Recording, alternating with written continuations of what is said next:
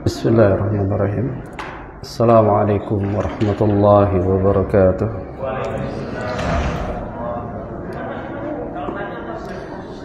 Alhamdulillahi rabbil alamin, wa bihi nasta'in wa ala umuri dunya waddin.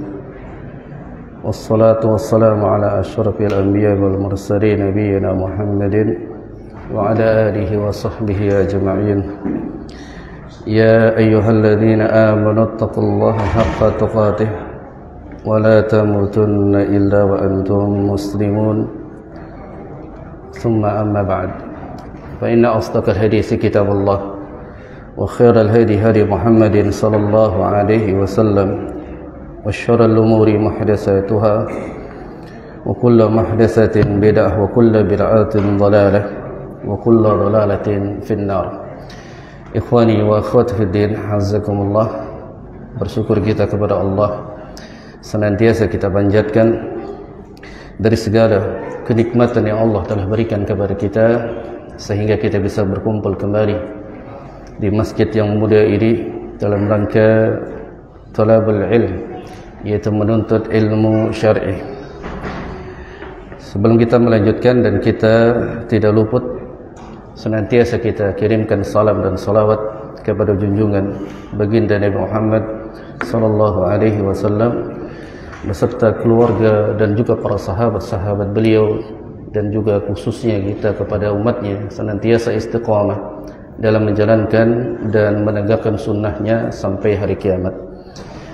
Jamaah sekalian rahimakumullah, seperti biasa kita melanjutkan membahas kitab sifat salat Nabi yang kita ambil kitabnya yang ditulis oleh Al-Alama Al-Muhaddis Syekh Nasruddin Al-Albani rahimahullah, yang dimana pertemuan kita kali ini yang berbahagia kita masuk kepada poin yang beliau jelaskan, as-salatu fin ni'ali wal amri biha. Bagaimana hukum salat dalam menggunakan sandal, dan itu satu perintah. Artinya ada sunnah-sunnah yang diperintahkan oleh Nabi SAW. Sebagaimana kita diperintahkan untuk memanjangkan janggut, itu suatu perintah. Seperti kita mengangkat pakaian kita, celana kita, sarung kita di atas mata kaki, itu satu perintah. Dan pada bab ini ditulis oleh beliau karena memang sudah mulai ditinggalkan sunnah ini, yaitu kita sholat dengan menggunakan sandal, dan itu satu perintah wal amri biha. Yang memerintahkan adalah Nabi alaihi salatu wassalam. Makanya al-mu'alif Syekh Albani rahimahullah mengatakan, wa kana yakifu hafiyan ahyanan wa munta'ilan ahyanan. Rasulullah sallallahu alaihi wasallam biasa salat tidak memakai sandal dan terkadang memakai sandal. Beliau membawakan dalil di antaranya yang diriwayatkan oleh Al-Imam Al-Hakim, yang mana beliau mengatakan wa abah li ummati faqala, bahwa Rasul kita yang mulia alaihi salatu wassalam itu membolehkan untuk umatnya salat dengan menggunakan sandal. Hadisnya kata Nabi, idza shala ahadukum falyabis na'alaihi aw yakhla'huma baina rijlaihi wa la yu'di bihi ma ghairah. Apabila di antara kalian itu salat, falyabis na'alaihi, maka gunakanlah kedua sandalnya. Ini satu perintah. Atau beliau mengatakan au liyakhla'huma, atau melepaskannya. Di satu sisi Nabi mengatakan bahwa hendaklah kalian menggunakan kedua sandal kalian atau melepaskannya, baina rijalaihi, dan melepaskannya dia letakkan di antara kedua kakinya. Ini kita akan bahas nanti, ini sudah mau mulai Idul Fitri. Biasa sholat di lapangan ya, ada adab-adabnya, naruh sandal itu. Nggak sembarangan jemaah. Jadi kita pelajari. Kata beliau, baina rijlaihi, hendaknya dia menaruh di antara kedua kakinya. Wala yu'di bihi ma ghairah, sehingga apa? Tidak mengganggu orang lain karena dengan sandal yang kita lepaskan tersebut. Kan dalam Islam tidak boleh kita mengganggu seseorang. Bahkan di antara kalau kita berjalan ada duri, maka hendaknya kita singkirkan. Itu bagian daripada apa? Bagian daripada iman. Dan hadis ini dikeluarkan oleh Al-Imam Hakim. Dan hadis yang kedua yang dibawakan oleh beliau, hadisnya dikeluarkan oleh Al-Hakim juga dan juga diriwayatkan oleh Al-Imam Abu Dawud. Dan ini ditegaskan kembali, wa akkadu alaihi mussalatu wassalam fiha ahyanan, dan penegasan Nabi SAW ahyanan di sini adalah perintah agar kita menyelisihi orang-orang Yahud. Beliau bersabda, khaliful Yahud, selisihilah orang-orang Yahudi. Apa yang diselisihi di antaranya jemaah? Fa innahum la yusalluna fi ni'alahum wa la khifafihim. Kita selisihi mereka orang-orang Yahudi karena mereka ibadah itu tidak menggunakan sandal-sandal mereka dan menggunakan khuf mereka. Mungkin kalau di zaman kita ini mereka malah terbalik. Benar enggak? Di zaman dulu orang-orang Yahudi ini tidak pernah memakai sandal, dia lepas. Tapi kata Nabi pada saat ini selisihi mereka. Mungkin di zaman dahulu mereka tidak berjanggut, kita diperintahkan berjanggut. Sekarang mereka memanjangkannya. Apakah kita enggak mengikuti mereka? Kalau kita memanjangkan janggut, kalau kita sholat dengan menggunakan sandal, dengan khuf kita, sepatu kita, jawabannya tidak. Karena dahulu Nabi sudah memerintahkan itu, sudah memberikan perintah agar kita menyelisihi orang-orang Yahudi. Dan beliau Syekh Al-Albani rahimahullah juga menjelaskan, wa kana rabbama naza'ahuma min qudamaihi wa huwa fi sholati. Terkadang Nabi sesekali ini melepaskan sandalnya dari kedua kakinya di dalam solat. Nabi pernah memimpin sahabat solat dengan menggunakan sandalnya, lalu dilepaskan dalam keadaan solat. Summa istamarra fi salatihi, kemudian melanjutkan solatnya. Lagi solat, mimpin jemaah, ya para sahabat. Kemudian beliau melepaskan kedua sandalnya, kemudian melanjutkan solatnya. Tidak dibatalkan. Kama qalu Abu Sa'id Al-Khudri, sebagaimana dalilnya dari jalan sahabat Abu Sa'id Al-Khudri radhiyallahu ta'ala anhu. Beliau mengatakan, shalla bina Rasulullah sallallahu alaihi wasallam dzata yaumin. Pada suatu hari kami diimami oleh Nabi sallallahu alaihi wasallam. Falamma kana fi ba'di salatihi, di sebagian salatnya yang dilakukan oleh Nabi, khala'ana alaihi fawada'ahuma an yasarihi. Rasulullah itu melepas kedua sandalnya namun ditaruh di sebelah kiri beliau. Kedua sandal itu dilepaskan tapi ditaruh di sebelah kiri beliau. Falamma, pada saat para sahabat ra'an nas dzalika khala'u ni'alahum, para sahabat kan melihat, lalu para sahabat semua ikut melepaskan sandalnya. Ini kegigihan para sahabat memegang sunnah sebelum diperintahkan, tapi sudah dilihat oleh para sahabat ini langsung mengamalkan. Tidak seperti kita jemaah, sudah datang dalil, sudah jelas tegas itu perintah untuk dilakukan, kita mencari-cari alasan untuk tidak melakukan sunnah itu. Para sahabat ikut melepaskannya. Ketika dilihatnya Rasulullah melepas kedua sandalnya, falamma qadha salatahu, dan pada saat salat itu telah selesai, qala Rasulullah alaihi salatu wasallam bersabda, ma balakum alqaitum ni'alakum, mengapa kalian melepas sandal-sandal kalian? Jawaban mereka para sahabat, qalu ra'aynaka alqaita na'alaik, karena kami melihat engkau melepas kedua sandalnya.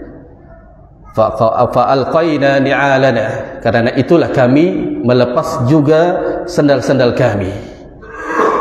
Lalu kata Nabi, faqala, inna Jibrila atani fa akhbarani anna fiha qadaran aw qala adha wa fi riwayatin khabathan. Sesungguhnya pada saat aku salat, aku didatangi oleh malaikat Jibril, yang mana Jibril memberikan kabar tentang diriku bahwa di sandal yang dipakai oleh beliau ada najis, kotoran. Oleh karena inilah alasannya Rasulullah sallallahu alaihi wasallam fa'alqaituhuma, aku melepaskan keduanya. Karena hukum orang yang solat dalam keadaan solat lalu dia membawa najis, maka tidak sah solatnya. Jadi kalau kita solat lalu tempat sujud kita, sajadah kita yang pakai ada najis, maka tinggalkan atau dia lemparkan atau dia bergeser, seperti itu.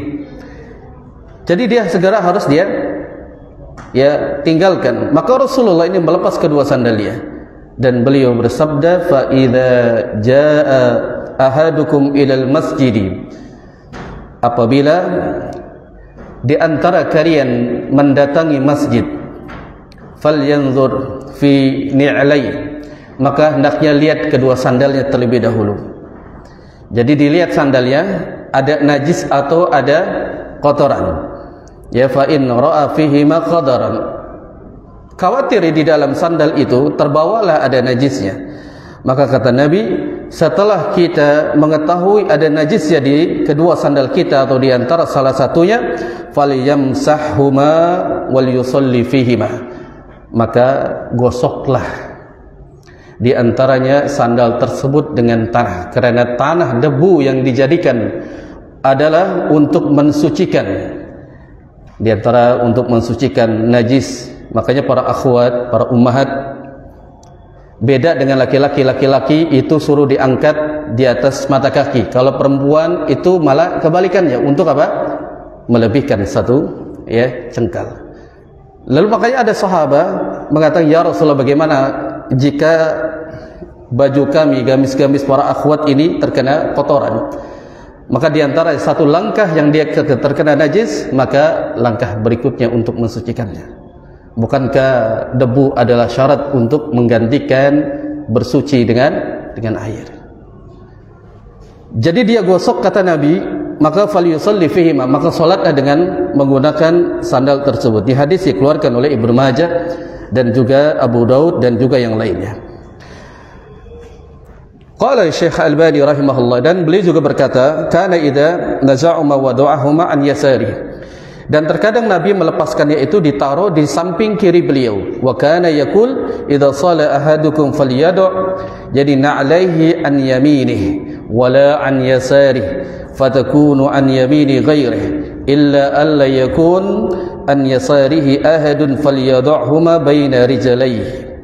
Kata Rasulullah sallallahu alaihi wasallam, apabila kalian salat, maka lepaskanlah kedua sandalnya. Kalau ingin melepas kedua sandalnya itu, maka jangan dilepas di arah kanannya, jangan taruh di sebelah kanan kita. Wala an yasarihi, dan juga tidak boleh ditaruh di samping kiri kita. Tadi di awal disebutnya Rasulullah naruh di samping kiri, ya. Nah, jangan diputus hadisnya. Biasanya tukang putus-putus ini. Makanya ngajinya jangan ngantuk jemaah. Kalau dengerinnya tadi hadis yang pertama, antum keluar, antum ngantuk, separuh-separuh ngajinya. Benar ya? Jangan ngantuk. Semangat. Nah, kata Nabi SAW, wala an yasiri, enggak boleh taruh di sampingnya. Fatakunu an yamini ghairi, dan juga tidak boleh taruh di kanannya. Illa alla yakuna an yasari ahadun, kalau di samping kiri itu ada orang lain. Kenapa tidak boleh? Karena memang di hadis yang pertama tadi disebutkan, wala yu'di, tidak boleh menjadikan apa? Menzalimi atau menyakiti orang lain dengan sandal kita itu. Maka kata Nabi, beliau perintahkan falyad'huma baina rijlaihi, taruh di antara kedua kakinya. Jadi nanti praktek pada saat sholat Idul Fitri, kalau sholat di lapangan, bisa dua keadaan. Sholat tetap menggunakan sandal atau sepatunya. Kalau mau dilepas, ingat naruhnya di mana. Perhatikan itu. Itu ilmu yang sudah kita dapat. Mungkin baru ini antum mengetahui. Oh gitu, Zat. Iya, ini ilmu yang dijelaskan oleh Nabi SAW. Jadi jangan naruh di samping kanan, nggak boleh naruh kiri kalau lagi ada orangnya. Juga dia taruh di antara kedua kakinya, taruh di situ tengah-tengahnya. Kalau dia duduk iftiras, dia duduki. Apalagi dia taruh di depannya. Nanti dijelaskan oleh para ulama hukum-hukum seperti itu. Taib jamaah sekalian rahimakumullah, bahwa pernyataan Syekh Albani rahimahullah ini dijelaskan oleh Fadilatul Syekh Muhammad bin Umar Basmul hafizahullah taala mengenai hukum orang yang memakai sandal di dalam salatnya. Ada beberapa permasalahan yang kita harus uraikan. Permasalahan yang pertama adalah hal tajuzu salati fi na'ri. Apakah boleh seseorang salat dengan menggunakan sandal? Maka jawabannya al-jawab na'am, yajuzu salati fi na'ri. Hukumnya adalah boleh. Hukumnya adalah boleh. Li'annahu sabata 'anil Rasul sallallahu alaihi wasallam, karena telah ditetapkan oleh Rasul yang mulia alaihi salatu wassalam, sebagaimana hadis yang dibawakan oleh Syekh Albani rahimahullah. Di awal tadi dibawakan hadis-hadisnya bahwa perintah untuk menggunakan sandal itu adalah telah sabit, ditetapkan, ada sunnahnya dari Nabi alaihi salatu wassalam. Yang kedua, masalah yang kedua, ma hukmu salatu fi na'li? Apa hukumnya salat dengan menggunakan sandal? Al-jawab, maka jawabannya adalah hukmus salati huwal istihbab. Hukumnya adalah sunnah, tidak wajib. Hukumnya sunnah. Artinya di antara sunnah, apabila kita melaksanakan menggunakan hukum tersebut, maka kita mendapatkan pahala sunnah. Jika ditinggalkan di antaranya, ya tidak mengapa. Wad dalilu ala dzalik, sebagaimana dalil yang ditetapkan oleh Nabi sallallahu alaihi wasallam ini lebih menegaskan bahwa sunnahnya di sini untuk menyelisihi orang-orang Yahud. Karena Rasulullah sabdakan khaliful yahud, selisihilah orang-orang Yahudi, fa innahum la yusalluna fi ni'alihim wala khifafihim, karena mereka ibadah tidak menggunakan sandal-sandal mereka dan tidak menggunakan khuf, sepatu mereka. Dan untuk menjelisihi mereka juga kita ada dalil, tidak boleh menyamai, menyerupai mereka. Man tashabbaha biqaumin fahuwa minhum, tidak boleh menyerupai mereka. Dalam rangka beribadah ini lebih lagi kita dilarang untuk mengikuti mereka. Maka kalau mau kita menyelisihi orang-orang Yahudi dan orang-orang Nasrani, kan yang senantiasa disebut adalah Yahud wan Nasara. Kalau kita mau belajar, kita mau dalami, kenapa Nabi itu melarang untuk mengikuti kebiasaan mereka, apalagi di dalam ibadah-ibadahnya? Karena mereka itu di antara orang Yahudi beribadah itu dengan hawa nafsunya, padahal mereka sudah mengetahui ilmu. Nah, makanya diabadikan di dalam Al-Quran bahwa di surat Al-Fatihah itu kita diperintahkan untuk mengikuti jalannya para sahabat. Siratal ladzina an'amta 'alaihim, itu jalannya yang diberi nikmat siapa mereka? Yaitu para sahabat. Ghairil maghdubi 'alaihim, dan tidak seperti jalannya yang dimurkai Allah, yaitu orang Yahudi. Kata para ulama tafsir, Ibnu Katsir rahimahullah mengatakan, kenapa dia dimurkai dan dilaknati oleh Allah? Karena dia tahu ilmu tapi tidak mengamalkannya. Bahkan dia melakukan ibadah sesuai dengan hawa nafsunya. Terjadi di zaman ini. Dalil sudah ada, Quran, sunnah, jelas untuk mengikuti sunnah, tapi dia malah mengikuti hawa nafsunya, mengikuti guru-guru yang tidak berdasarkan dalil. Itu layaknya seperti orang-orang Yahud. Dan orang-orang Nasrani waladhdallin, mereka disesatkan karena mereka beribadah tanpa ilmu. Telah terjadi di awal pembangunan Ka'bah, mulai Rasulullah syariatkan untuk menunaikan umrah dan haji, maka orang-orang Nasrani mereka tawaf. Mereka tawaf tapi mereka tidak mengikuti sebagaimana yang Nabi ajarkan. Mereka yaitu menendangkan, bersiul dan juga dengan menepuk ya tangan mereka. Sebagian ulama mengatakan tepuk tangannya diantaranya seperti ini, dan sebagian lagi mengatakan dengan menepuk kepahanya. Artinya mereka pada saat tawaf itulah yang dilakukan oleh mereka, padahal Nabi tidak mengajarkan itu kepada para sahabat, maka disesatkan mereka. Nah, diantaranya nggak boleh mengikuti mereka. Khawatir kita mendapatkan laknat dan dapat sesat dari jalan yang lurus. Karena kedua ini, Yahudi dan Nasara, ya sudah diabadikan di dalam Al-Quran, maka kita tidak boleh mengikuti mereka. Dan perintah ini diantaranya adalah hukumnya sunnah. Wad dalilu ala annahu lil istihbab. Sebagaimana dalilnya sunnahnya orang yang melakukan salat dengan menggunakan sandal. Anna Rasul sallallahu alaihi wasallam shalla hafiyan wa shalla munta'ilan. Nabi terkadang memakai sandal dan terkadang melepas kedua sandalnya. Falau kana al-amru lil wujubi ma khalafahu Rasul sallallahu alaihi wasallam. Seandainya perintah ini adalah perintah wajib, ya perintah wajib, tentu Rasulullah itu ya tidak diperintahkan untuk menyelisih dari orang-orang Yahud. Tapi di sini adalah hukumnya hanya sunnah. Tapi jamaah sekalian, bahwa para ulama mengatakan catatan sunnahnya di sini huwa fil ada'i hadhihi sunnah 'ala al-wajhi alladhi kana yu'addihi ma bihi sallallahu alaihi wasallam.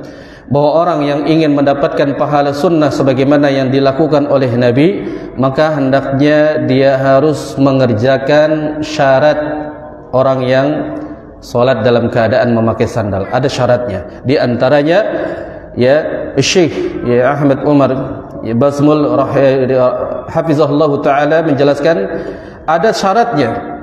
Di antaranya syaratnya halil salati fi na'laini syurut. Syarat orang yang menggunakan sandal itu lis-salati fin ni'laini syartani, ada dua syaratnya. Syarat yang pertama alla yakunu fi na'laini khabas.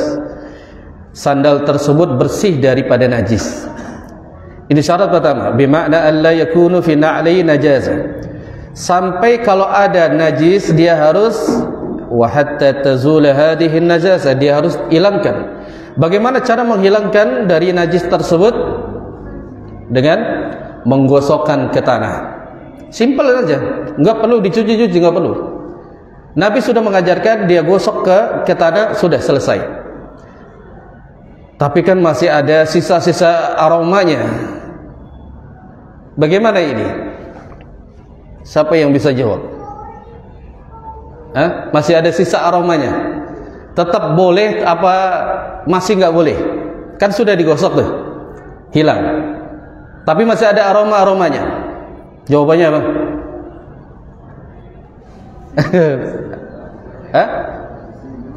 Masih boleh atau tetap enggak boleh? Baik. Masih boleh ya? Masih ada baunya. Baik. Enggak boleh karena masih ada baunya. Ini adalah salah satu dalil yang kurang kuat, yang kurang pas. Kalau diantaranya Rasulullah telah syariatkan, kemudian dilakukan sudah selesai, tapi masih ada sisa-sisa yang menjadi itu aromanya, atau masih ada sisanya sedikit. Kalau dikatakan oh nggak bisa, masih ada sisanya, itu adalah dalil yang kurang kuat. Ketika Rasulullah SAW perintahkan kita untuk beristinja, jika tidak dapat air menggunakan apa? Salah asjar, 3 buah batu. Kira-kira bersih enggak? 3 buah batu. Bahkan para ulama mazhab Al-Imam Abu Hanifah berpendapat dia cukup 1 batu tapi dengan 3 sudut. 1 batu tapi ada 3 sudutnya. Sudut 1 dia bersihkan, sudut 2, sudut 3. Kira-kira kalau menggunakan akal pikiran bersih atau tidak? Enggak. Masih ada aroma baunya? Masih. Tapi Rasulullah SAW ketika menjelaskan hukum tersebut, itu adalah wahyu dari Allah. Wa ma yantiqu 'anil hawa in huwa illa wahyu yuha. Jadi boleh sudah lakukan ya menggunakan sandal tersebut. Namun para ulama mengomentari, kalau kita ingin beradab kan beda. Adab dengan sah dan tidaknya itu kan beda. Ini hukum. Kalau orang mengatakan oh tidak sah, berarti dia harus mendatangkan dalil. Harus ada yang menghapus hukum tersebut, tidak menjadi ya sah hukumnya. Tapi hukum itu sah. Tapi kalau kita berbicara tentang adab, iya. Kalau sholat misalkan masih ada sisa baunya, maka akan mengganggu di antara saudara-saudara kita di samping kanan kirinya. Sebagaimana kalau kita berbicara adab, mohon maaf nih para jemaah, kalau kita misalkan orang yang badan kita kalau keringetan habis kerja mengeluarkan aroma yang tidak sedap. Kalau kita berbicara adab, maka hendaknya mandi terlebih dahulu atau memakai parfum. Makanya ada hadis khusus di bab tentang as-salatul jumu'ah, tentang salat Jumat, dalil yang kata Rasul perintahkan jadi orang yang sudah muhtalim, orang yang sudah balik itu wajib untuk mandi Jumat. Sebagian ulama mengatakan itu hukumnya sunnah. Wajib kata para ulama kalau dia mengeluarkan aroma yang tidak sedap, wajib harus dia tinggalkan, harus mandi. Nah itu jamaah. Kalau kita berbicara adab, tapi kalau berbicara tentang hukum tetap hukumnya adalah sah. Nah ini syarat yang pertama. Syarat yang pertama dia harus ya suci daripada najis. Karena Rasulullah SAW pernah sabdakan, "Idza jaa ahadukum ilal masjid," apabila di antara kalian masuk ke dalam masjid, falyanzur fi na'laihi fa in wajada fiha khabasan, maka lihatlah kedua sandalnya tersebut, kalau didapati ada najisnya, ada kotorannya, falyamsahhuma wal yusalli fihi, maka dia gosokkan ke tanah, kemudian salat dengan menggunakan kedua sandal tersebut. Syarat yang pertama ini adalah yaitu salat menggunakan sandal apabila dia syarat yang tidak ada najisnya. Syarat yang kedua, alla tuaddi salati fi na'laini ila ad-durur. Syarat kedua ini tidak boleh dapat mengganggu, membahayakan, memudaratkan orang lain. Enggak boleh. Ya, di antaranya mengganggu dan juga dapat membahayakan orang lain. Karena Rasulullah pernah bersabda, la dararan wa la dirar. Tidak boleh membahayakan dirinya dan juga membahayakan orang lain. Semisal di antaranya dalil ini dikuatkan, kita tidak boleh menaruh sandal kita di samping kiri kita, atau di depan kita, atau di belakang ya kita, lalu dijadikan membuat mudarat orang yang sholat di samping atau di belakangnya. Ketika dia sujud, lalu tersakitilah dengan sandal yang kita taruh, kita letakkan itu, maka itu syaratnya tidak terpenuhi. Berarti kalau ada syaratnya, maka dia tidak boleh. La dararan wa la dirar, tidak boleh membahayakan dirinya dan juga orang lain. Maka jamaah sekalian, syarat yang kedua ini, maka hendaknya kita melakukan apabila tidak terganggu dengan kedua sandal kita, selama kita menggunakannya tidak menjadikan mudarat untuk orang lain, maka syarat yang kedua itu sudah boleh dia menggunakan kedua sandalnya. Taib jamaah sekalian rahimakumullah, kita masuk ke permasalahan yang keempat. Yang keempat ini, aina yad'al musalli na'alaihi idza shala hafiyan, di mana kita meletakkan kedua sandal kita apabila kita melepaskan ya dari sandalnya.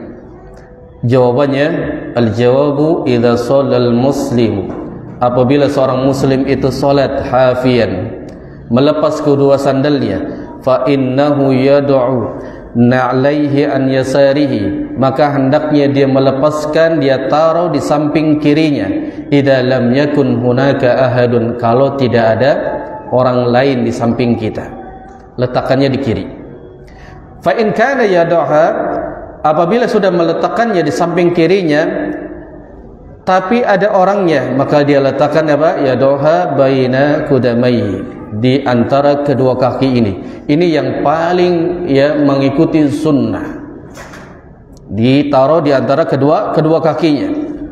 Lamma jaa fil hadis alladhi dzakarahu al-musannif, sebagaimana yang telah didatangkan dalilnya oleh Syekh Albani rahimahullah, beliau sallallahu alaihi wasallam bersabda, idza shalla ahadukum, apabila kalian salat, fala yad'ana alaihi an yamini, tidak boleh meletakkan sandal di samping kanannya, wala an yasarihi, tidak boleh juga di samping kirinya, fatakunu an yamini ghairih, di antaranya kanan enggak boleh, kiri tidak boleh, kalau di kiri itu ada orang lain. Maka letakkannya, kata Nabi alaihi salatu wasallam, wal yad'huma baina rijalaihi, maka letakkanlah sandal kedua kalian itu di antara kedua kakinya. Ingat, di dalam ya, bukan di samping kanan kirinya, di dalamnya. Di dalam di situ. Itu taruhnya.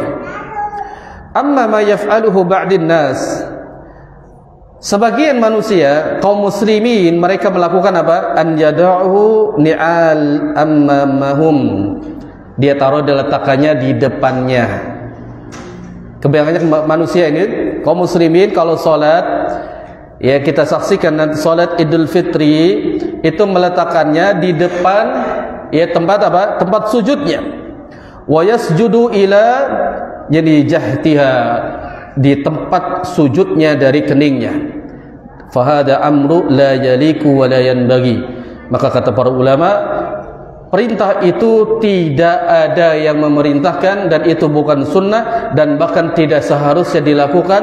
Itu dapat menghinakan dirinya ya terhadap sesuatu yang tidak pernah disunnahkan oleh Nabi SAW. Jadi bagi para DKM mungkin memberikan himbauan, kalau sholat di lapangan, hendaknya sandal-sandal itu kalau memang dirapikan, ada tempat sandal itu lebih bagus, ya jauh dari tempat sholat. Tapi kalau dia ingin menggunakan tetap di lapangan, maka taruhnya di antara dua kakinya. Ingat, ditaruh di dua kakinya. Maka amalkan, ini sudah dapat ilmu. Dia taruh di antara kedua kakinya, dan tidak pantas hal itu. Kalau seandainya kita melepaskan, kita taruh di antara kedua kakinya, kita sudah mendapatkan pahala sunnah. Di antara kita akan mendapatkan syafaat yang kata Syekh Khalid Al-Juhani, yang beliau mengatakan di dalam kitab Adabul Islamiyah, beliau mengatakan bahwa orang yang mengamalkan sunnah, dia mengamalkan sunnah baik yang besar maupun yang kecil, maka kata beliau, dia berhak untuk mendapatkan syafaatul uzma fi yaumil qiyamah. Dia berhak untuk mendapatkan syafaat dari Nabi alaihi salatu wassalam. Alasannya kenapa? Orang-orang yang ketika nanti di padang mahsyar, di hari kiamat, orang-orang yang mendapatkan syafaat, di antaranya di dunia dia semangat untuk mengamalkan sunnah. Dia berusaha untuk apa? Kembali menghidupkan sunnah yang pada saat ini sudah dimatikan oleh umatnya Rasulullah SAW. Maka kita yang menghidupkan, dia berhak untuk mendapatkan syafaatnya. Maka berusahalah kita untuk menegakkan sunnah sesuai dengan apa yang kita miliki dari ilmu dan juga kesanggupan kita. Tapi kemudian jamaah sekalian rahimakumullah, kita masuk ke permasalahan yang kelima. Idza shalla al-muslimu bi na'layhi thumma asna'u shalah, tabayyana lahu anna fi na'layhi qadaran, hal yajuz an yakhlahuma asna'u shalah? Apabila seorang muslim salat menggunakan dengan kedua sandalnya, dia sudah salat yang kemudian dia mengetahui bahwa sandalnya itu ada najisnya, hal yajuz an yakhlahuma asna'us salat? Apakah boleh dia melepaskan kedua sandalnya dalam keadaan salat? Al-jawab, na'am. Idza sala al-muslimu bi na'laini wa tabayyin lahu asna'us salat anna fihi na'laihi adha, maka dia melepaskan kedua sandalnya tersebut walaupun dalam keadaan dia sedang melaksanakan salat, maka itu dapat membuat mudarat dirinya dan juga mudarat orang lain. Dalilnya tadi disebutkan oleh Nabi, la dararan wa la dirar, enggak boleh membahayakan dirinya dan juga membahayakan orang lain. Fa innahu yajuzu lahu an yakhlahuma, karena hal tersebut dibolehkan, melepaskan kedua sandalnya, wa baini alaihi salati, dalam keadaan salatnya. Maka hadis ini dijadikan oleh Syekh Albani rahimahullah di antara hadis yang dikeluarkan tadi dari jalan sahabat Abu Sa'id Al-Khudri radhiyallahu ta'ala anhu, yang beliau menyatakan kami dahulu pernah salat bersama Nabi, lalu tiba-tiba Rasulullah di setengah salatnya melepaskan kedua sandalnya, lalu kami dengan para sahabat ikut melepaskannya. Maka Rasulullah SAW selesai salat mengatakan kepada mereka, ma balakum alqaitum ni'alakum, kenapa kalian melepaskan dari sandal-sandal kalian? Maka jawaban para sahabat, aku melihat engkau melepaskan kedua sandalnya. Dari sinilah dalil bahwasanya Rasulullah melepas kedua sandalnya dan para sahabat juga melepas sandalnya, dan ini hukumnya boleh. Hukumnya adalah boleh, dan membantah bahwa ada yang berpendapat bahwa bergerak 3 kali itu dapat membatalkan salatnya. Perhatikan Syekh Al-Basmul hafizahullah mengatakan, dan juga Syekh Albani rahimahullah telah menjelaskan, wa fihi dalalatun ala anna al-harakat allati tahaddatsa fi salati lihaja, bahwa dalil ini bolehnya kita bergerak ketika kita memiliki hajat, kebutuhan. Makanya sebagian ada mengatakan, boleh enggak sih kalau kita sholat kemudian ada nyamuk, kemudian gatal, boleh enggak digaruk? Kalau misalkan tadi mengatakan 3 kali bergerak batal, bantahannya inilah dalilnya. Kita ada kebutuhan hajat. Kalau kita diamkan itu akan menjadi tidak khusus sholat kita, saking gatalnya kita. Maka bergerak di sini, yang kata para ulama, Syekh Albani mengatakan al-amru 'arid la tubtul salah, bahwa hal itu adalah hal yang mendesak yang harus dilakukan dan tidak membatalkan salatnya. Wa an qaul, dan ada yang mengatakan min qala salasa harakatin mutawalliyat fi salati tubti talaha, bahwa ada yang mengatakan batalnya orang yang ketika bergerak 3 kali fihi nazari hada, maka dia harus memperhatikan hadis ini. Jadi hadis ini sampaikan kepada mereka. Siapa yang mengatakan bahwa bergerak dia 3 kali batal, datangkan dalilnya. Datangkan dalilnya. Kalau dia misalkan mendatangnya, Imam Syafi'i mengatakan ya batal. Mazhab dari al-Imam Syafi'i, ulama-ulama mereka mengatakan membatalkan, atau ulama-ulama lain. Selama tidak membawakan dalil, maka tidak boleh kita ambil pendapatnya walaupun dia adalah ulama maupun imam. Kenapa dalilnya apa? Dalilnya Imam Syafi'i, Imam Malik, Abu Hanifah, Imam Ahmad, mereka mengatakan, di antaranya kita telah jelaskan di muqaddimah, idza sahal hadits fa huwa madhhabi. Kalau ada hadis yang sahih, maka itulah pendapat yang benar diikuti. Maka itu bantahan di antara orang yang mengatakan bergerak 3 kali itu batal. Wallahu a'lam. Kita akan lanjutkan kembali setelah salat Isya berjamaah. Aku qouli hadza wa astaghfirullah li wa lakum.